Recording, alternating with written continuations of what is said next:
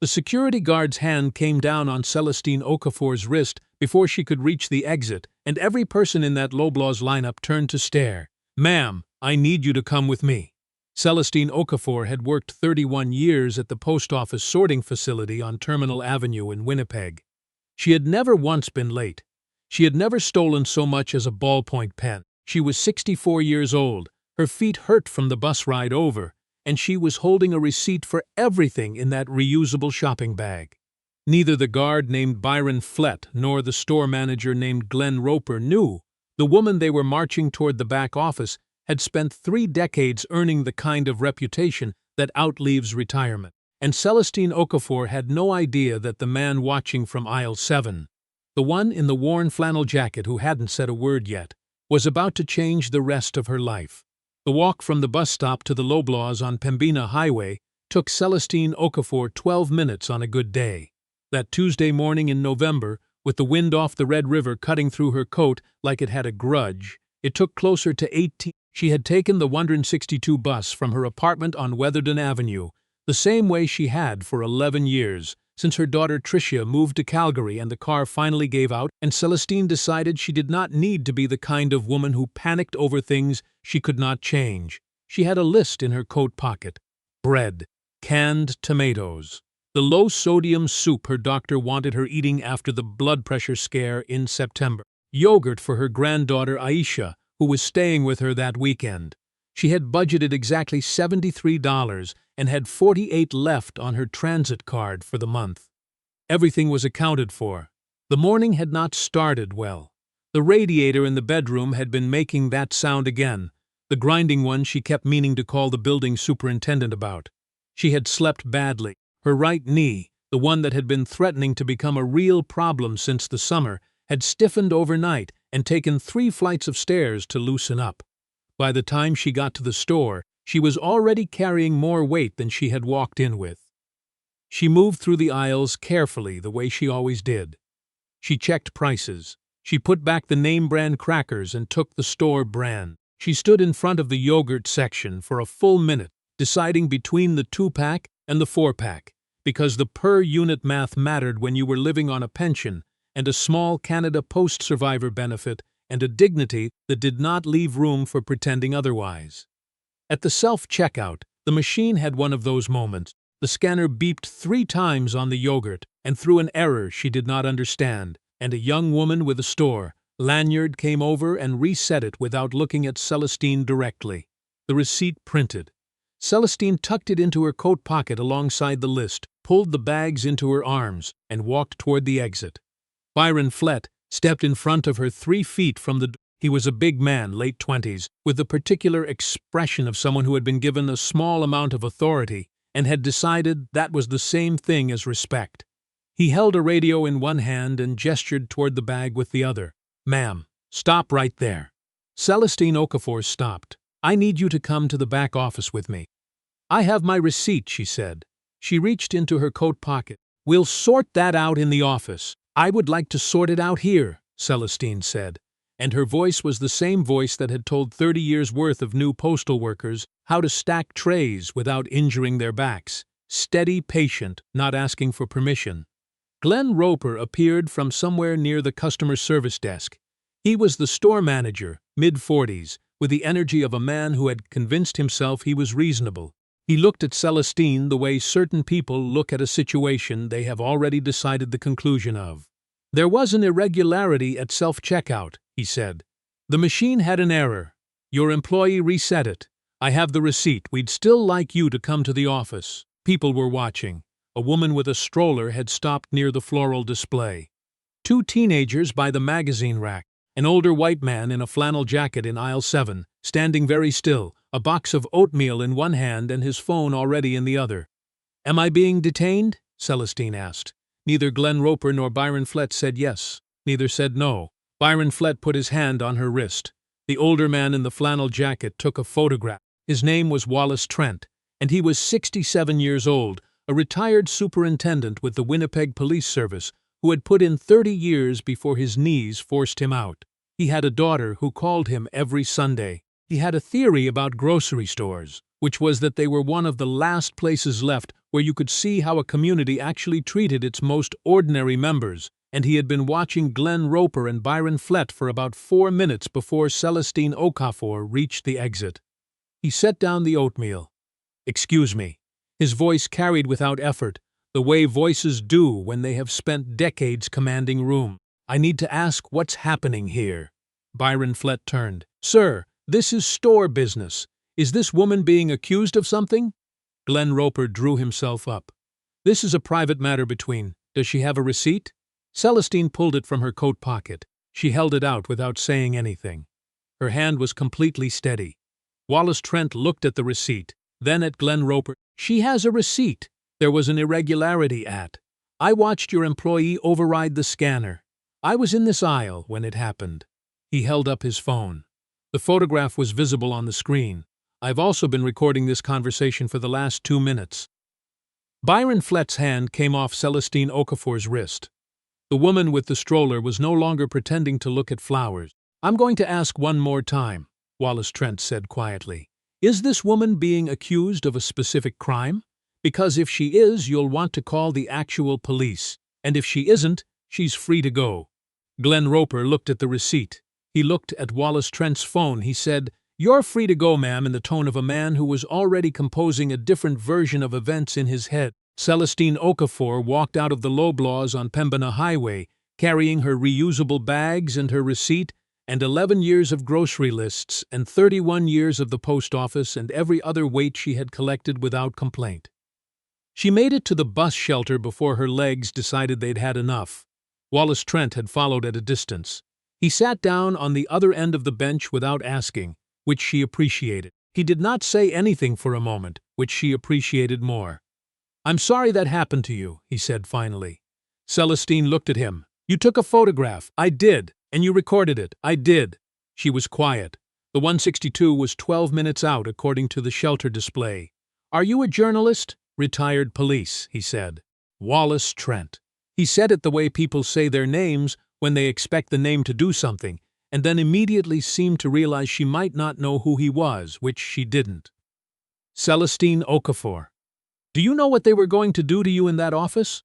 She had a pretty good idea. She had heard enough stories from the women she played cards with on Thursday nights. The accusation that was more of a performance than a real one. The waiting in a small room while someone called someone else. The offer to just sign something and move on, which was really an offer to agree that you were the kind of person who needed to sign things. "They were going to ask me to sign a civil recovery form," she said. Wallace Trent looked at her differently then. Not with surprise exactly. More like recalibration. "I've been retired 11 years, she said. "I'm not ignorant." "No," he said. "I can see that." The bus came.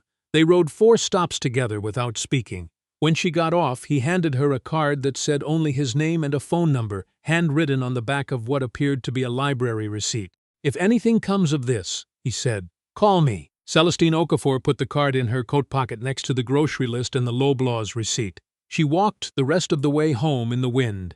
The letter arrived 9 days later. It came from a firm called Meridian Civil Recovery Services, and it informed Celestine Okafor that Loblaws Inc. had instructed them to pursue a civil recovery claim against her in the amount of $450, representing the estimated cost of merchandise allegedly removed from the store on November 14th plus administrative fees.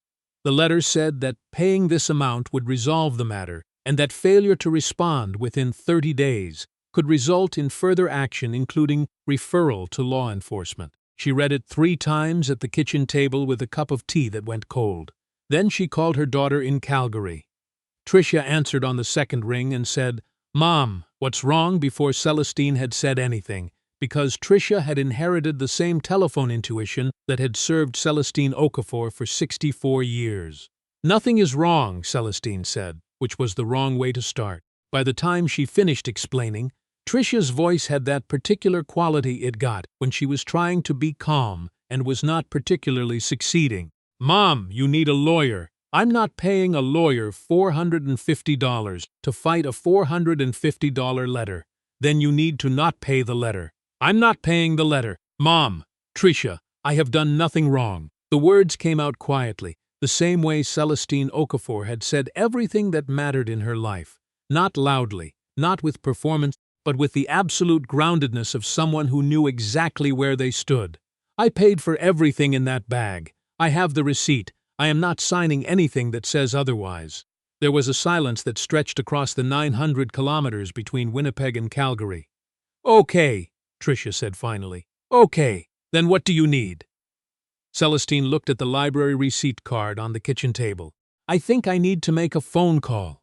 Wallace Trent picked up on the first ring, which told her he had been waiting for it. He came to her apartment 2 days later with a woman named Ingrid Calloway, who was not a lawyer but worked for something called the Manitoba Consumer Protection Office, and a man named Felix Osei, who was a lawyer, or at least a law student in his final year at the University of Manitoba, which Wallace Trent assured her was close enough for these purposes. Felix Osei was 26 and brought his own notepad and wrote in very small handwriting and asked questions that made it clear he had read more case law about civil recovery practices than most people would ever have occasion to read.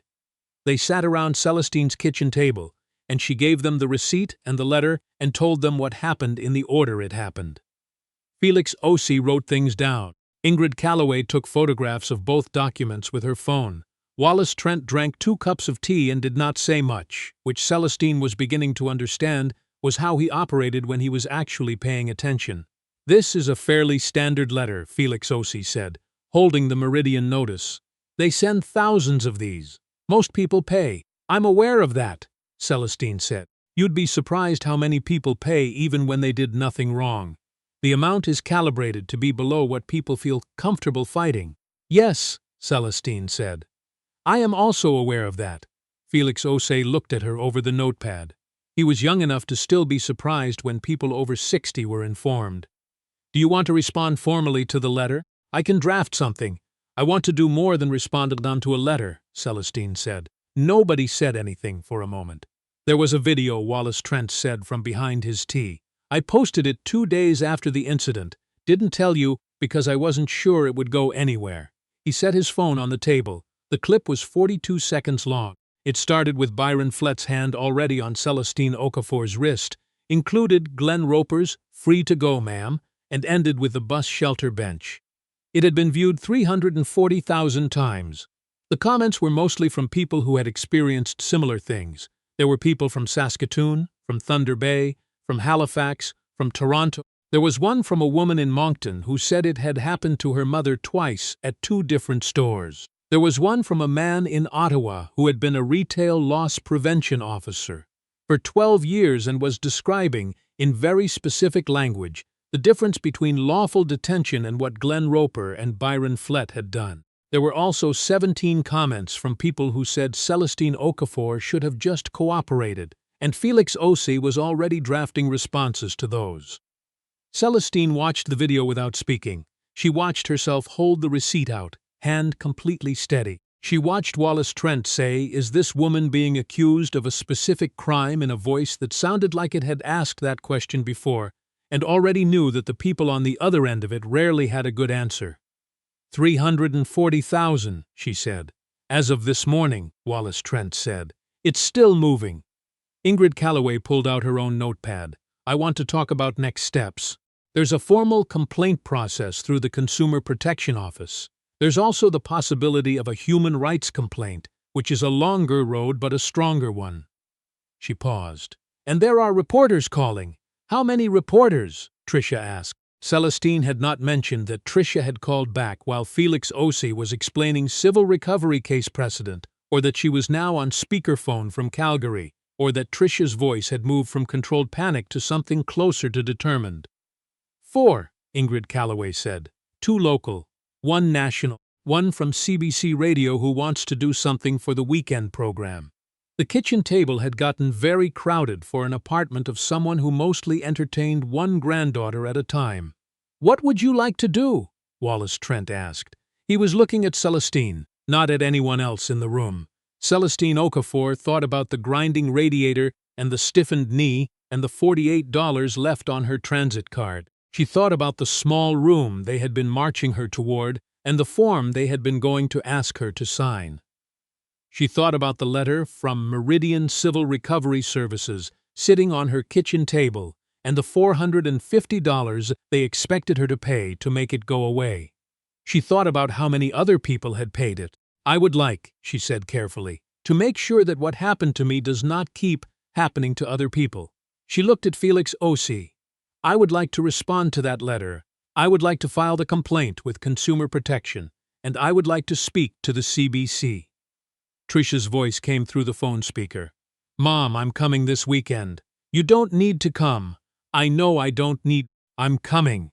Celestine looked around her small kitchen at the retired police superintendent and the consumer protection officer and the law student with the small handwriting.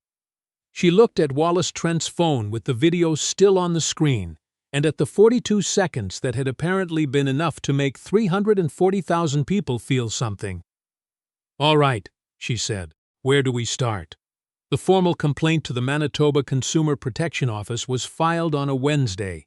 The CBC radio interview recorded on a Thursday. By Friday morning, the video had passed 1.2 million views, and Celestine Okafor's phone had rung 11 times before 9 a.m., which was more times than it had rung in any previous full week of her life.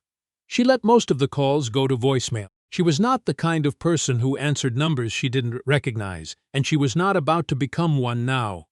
The call she did take came from a number with a 416 area code, which she almost ignored until it rang a second time immediately after, which she had always considered a sign that something actually needed answering. The woman's name was Councillor Yvette Ades Barrow Nkemdirim. She was a member of the Winnipeg City Council, and she had seen the video and the coverage, and she wanted to talk. Her voice was steady and professional, and she got to the point in under 30 seconds, which Celestine Okafor appreciated more than she could say. "There's a city council meeting in 3 weeks," Councillor Yvette Ades Barrow Nkemdirim said. "We're reviewing a proposal for updated guidelines on retailer security interactions with customers. Your experience is directly relevant. Would you be willing to speak?" Celestine looked at the letter from Meridian Civil Recovery Services, which she had not thrown away and did not intend to. She had instead written, in her own handwriting across the top, the words "Not Willop" in block letters, and put it in a folder that Felix Osi had asked her to maintain. "Yes," she said, "I would." She did not mention the conversation to anyone that afternoon. She had a Thursday card game with her friends Agnes Tureen and Bertie Molifay, who had been hearing about this entire business secondhand for 2 weeks and had opinions about it, and Celestine needed a few hours of playing cribbage and not being anyone's story. Agnes Tureen said, when Celestine walked in, "You're famous," in the tone of someone reporting a weather event. "I am not famous," Celestine said, sitting down and picking up her cards. "Bertie showed me the video. I know. Everyone has seen the video." She sorted her hand. "Are we playing?" They played. Agnes won 2 out of 3 games, which was normal.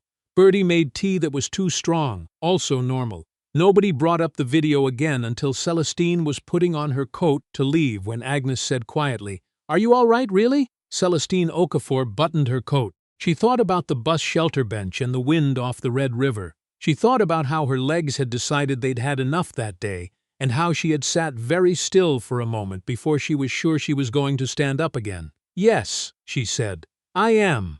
She meant it. That was the complicated thing. She was all right, and she was also furious, and she was also 64 years old, and she had been furious before, and she had always found that it helped to have somewhere to put it. She had somewhere to put it. The week before the city council meeting, Meridian Civil Recovery Services sent a second letter. This one was longer and had more language about legal consequences and final notice and the importance of resolving matters before they escalated. It arrived on a Monday. On Tuesday, Felix Osi filed a formal response, with supporting documentation, disputing every element of the original claim and noting that the interaction on November 14th had been documented and was currently the subject of both a consumer protection complaint and a media investigation. On Wednesday, Glenn Roper was placed on administrative leave by the Loblaws regional office. Celestine found out about this not from anyone official, but from Bertie Molifay, who had a cousin who worked at a different Loblaws location and who had a theory about how these things traveled. Celestine did not attach too much significance to it, Administrative leave was not the same as accountability, and she had learned enough in 64 years not to celebrate the middle of a thing. But that same Wednesday evening, while she was making the low-sodium soup and watching the light go off the river through the kitchen window, her phone rang with a number she recognized. "Mrs. Okafor," said Wallace Trent. His voice had a different quality in it. "What happened?" "The loss prevention officer who reset the scanner at self-checkout. Her name is Kezia Drummond. She's 23 years old." A pause. "She came forward this morning. She gave a statement saying that Glenn Roper instructed her to report the scanner error as a customer irregularity rather than a machine malfunction. That there was a store protocol he had developed for flagging certain customers." Another pause. "She said she had done it before. That Roper had instructed her to do it multiple times." The soup was starting to simmer. Celestine turned the heat down. "Multiple times," she repeated. "She kept records. She was keeping records for 8 months because she was uncomfortable with it and didn't know what to do. She has dates, descriptions, a list of 19 names." Wallace Trent's voice was very level. "Mrs. Okafor, 12 of the 19 are black women over the age of 50. The kitchen was very quiet. "Where is Kezia Drummond now?" Celestine asked. "She's terrified. She has a 2-year-old and a lease, and she just told the truth about her employer to a consumer protection investigator, and she doesn't have a job anymore. She lost her job for coming forward. She resigned before they could fire her. Felix says it may constitute constructive dismissal." Celestine looked at the soup. She thought about 19 names, 12 of them women who looked like her, in roughly the same age range, going through roughly the same thing she had gone through, and probably most of them had paid the $450, because that is what you did when you were 62 or 65 or 68 years old, and alone in a small office with a form in front of you, and someone implying that fighting back would cost more than giving in. "I would like to meet Kezia Drummond," she said. "I thought you might, and I would like her to know that I will speak to whatever journalist, investigator, city councilor, or human being it takes to make sure what she did is understood as what it is." Celestine turned off the stove. The soup could wait. She did not lose her job for making trouble. She lost it for telling the truth. Those are different things. Wallace Trent was quiet for a moment. "I'll call her tonight." The city council meeting room held approximately 200 people at capacity. On the evening of December 3rd, it held 211, plus a row of cameras along the back wall and a cluster of reporters who had been there since the afternoon session ended. Celestine Okafor sat in the second row in the navy blazer she wore to funerals and union meetings. Tricia sat beside her, having arrived from Calgary 2 days earlier, and immediately made herself useful by taking over all the voicemail sorting and making sure the folder Felix Ozzie had requested was properly organized and printed in the right font size. Kezia Drummond sat in the 4th row. She was younger than Celestine had imagined, with the expression of someone who had recently made a very large decision and was still determining how it felt. Her 2-year-old daughter was with a neighbor. She had brought her own folder. Councillor Yvette Adays Barrow Nkemdirim opened the proceedings with a brief statement about the purpose of the evening's agenda item. She spoke precisely and without flourish. Celestine had decided she liked her. The first person to address the council was a representative from Loblaws Canada, a corporate affairs manager named Howard Bream, who had the particular posture of a man who had been coached on what to say and was concentrating hard on saying it. He expressed the company's commitment to respectful customer interactions and announced that a review was underway and that the company took these matters very seriously. Councillor Yvette Adays Barrow Nkemdirim asked him, with precise courtesy, whether the review would encompass the 19 documented incidents or only the single incident currently visible in the media. Howard Bream said that the review would be comprehensive. Councillor Yvette Adays Barrow Nkemdirim thanked him and called Celestine Okafor to the microphone. Celestine walked to the front of the room slowly, because her knee was one of those things that simply was what it was in cold weather, and she had decided that the pace at which she walked was not something she was going to apologize for or hurry for anyone's comfort. She stood at the microphone and looked out at the room, at the cameras and the reporters and the city councillors and the 211 people who had come out in December in Winnipeg on a weeknight. "My name is Celestine Okafor," she said. I worked for Canada Post for 31 years. I retired 4 years ago. I live on Weatherden Avenue. I ride the bus. I buy groceries at the same store I have shopped at for 11 years. She did not use notes. She had not brought any. On November 14th, I paid for everything in my shopping bag. I had my receipt. I was stopped by a security guard before I reached the exit, escorted toward an office, and later sent a letter demanding $450 to avoid further action. Not because I took anything, but because someone decided before I reached the checkout that I was the kind of person who would. The room was very still.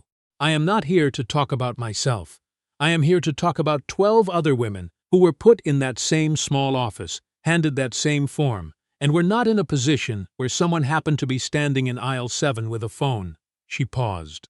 I am here because a 23-year-old woman named Kezia Drummond kept records for 8 months because she knew something was wrong. And last week she did something about it, and it cost her her job. She looked toward the 4th row. Kezia Drummond was looking at her hands. The question I want this council to answer is not whether what happened to me was wrong. I think most people in this room already know the answer to that. She looked at the councilors directly. The question is what kind of city we are building when the answer to that wrongness depends on whether someone happened to be standing in the right place, with the right phone and the right voice. She went back to her seat. Tricia put her hand over hers and did not let go.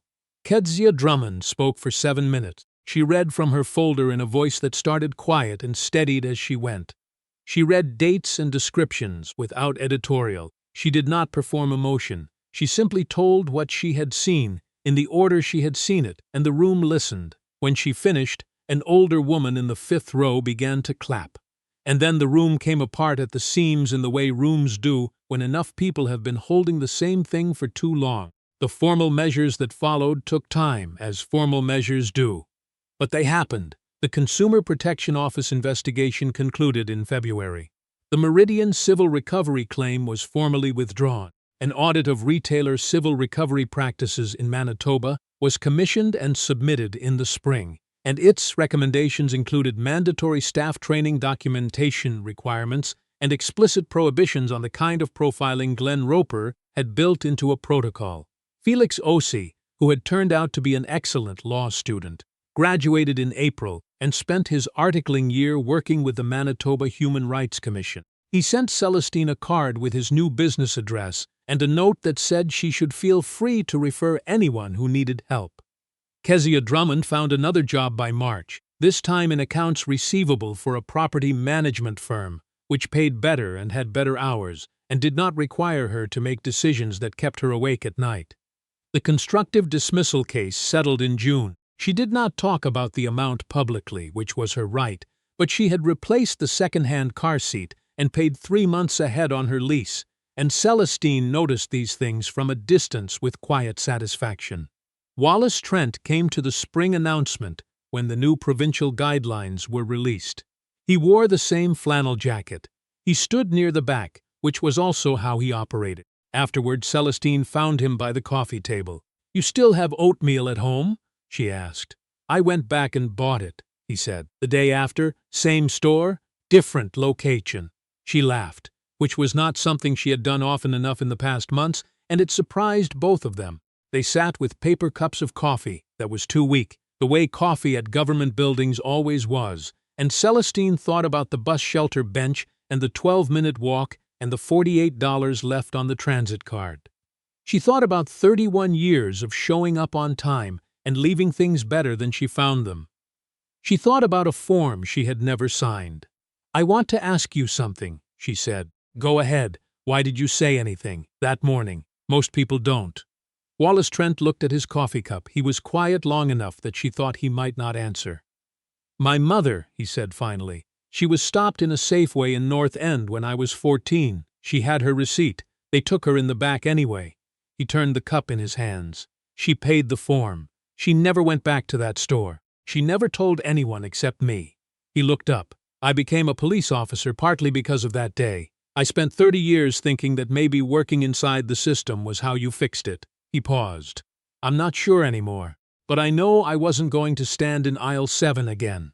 Celestine Okafor looked at this retired police superintendent with his worn jacket and his library receipt business card and the particular sadness of someone who had spent a long time trying to do the right thing through channels that were not always built for it.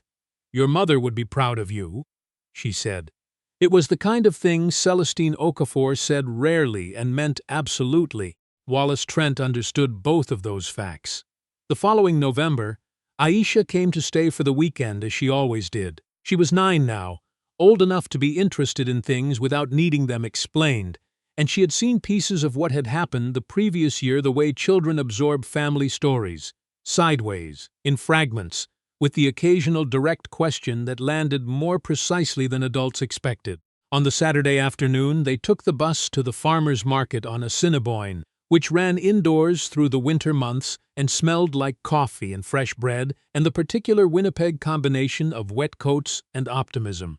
Celestine bought bread. She bought canned preserves and a small cedar wreath for the door and yogurt, the 4-pack, because the per-unit math worked out.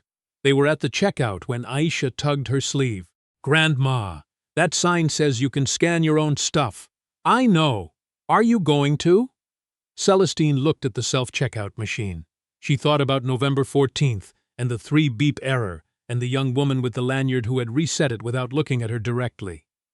She walked to the self-checkout and scanned every item herself, carefully, watching the screen confirm each one. She kept the receipt. She always kept the receipt now.